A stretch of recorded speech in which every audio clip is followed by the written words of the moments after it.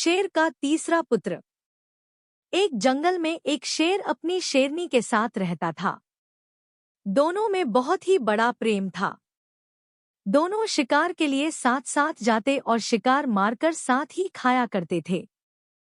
कुछ दिनों बाद शेरनी ने 2 बच्चों को जन्म दे दिया। शेर ने कहा, अब तुम शिकार के लिए मत चला करो, घर पर ही रहकर बच्चों की देखभाल करो। मैं अकेला शिकार के लिए जाऊंगा और तुम्हारे लिए भी शिकार में आऊंगा।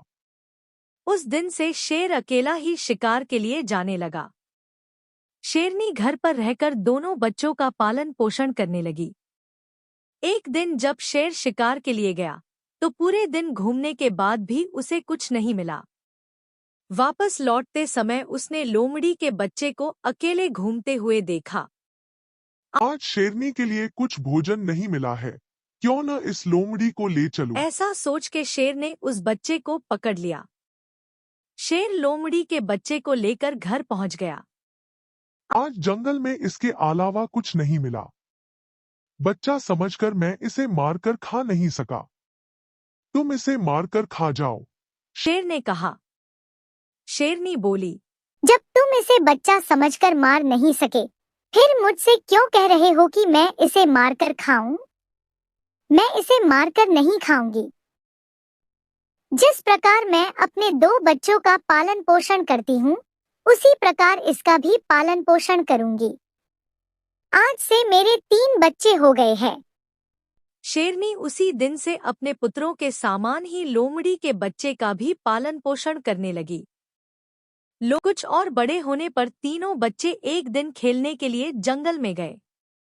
उन्होंने एक हाथी को देखा। शेर के 2 बच्चे तो हाथी के पीछे लग गए, पर लोमड़ी का बच्चा उसे देखकर भयभीत हो गया। उसने शेर के बच्चों को रोकते हुए कहा, अरे, उसके पीछे मत जाओ। वह हाथी है, तुम दोनों को पैरों से कुचल देगा। परंतु शेर के बच्चों ने लोमड़ी के बच्चे की बात नहीं मानी। वे हाथी को मारने के लिए उसके पीछे लग गए, परंतु लोमड़ी का बच्चा डरकर अपने माँ के पास आ गया। कुछ देर बाद शेर के दोनों बच्चे लौटकर अपनी माँ के पास आ गए। उन्होंने अपनी माँ को कहा कि हमें जंगल में हाथी मिला। हम दोनों तो उसके पीछे भाग गए, लेकिन हमारा तीसरा भाई डरकर घर आ गया। लोमड़ी के बच्चे को गुस्सा आ गया। तुम दोनों अपने आप को वीर और कायर बता रहे हो। हिम्मत है तो आ जाओ, दोनों को जमीन पर गिरा दूंगा।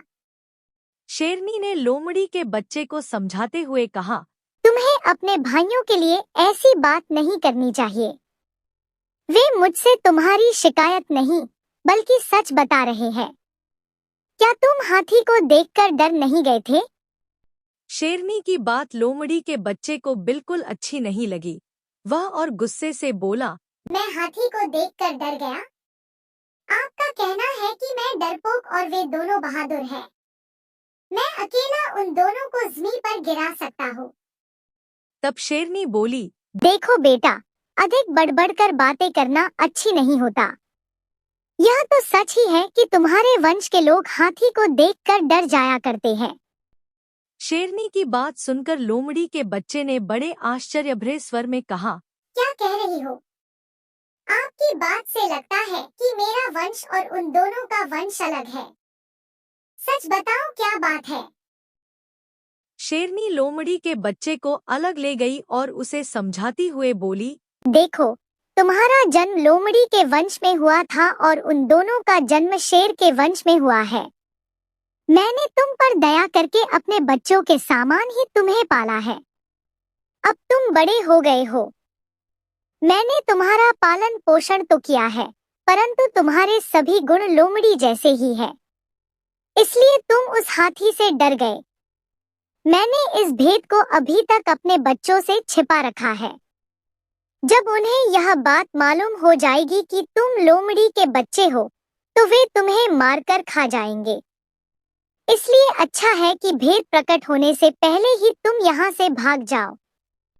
शेरनी की बात सुनकर लोमड़ी का बच्चा डर गया और वहां से चुपके से भाग गया।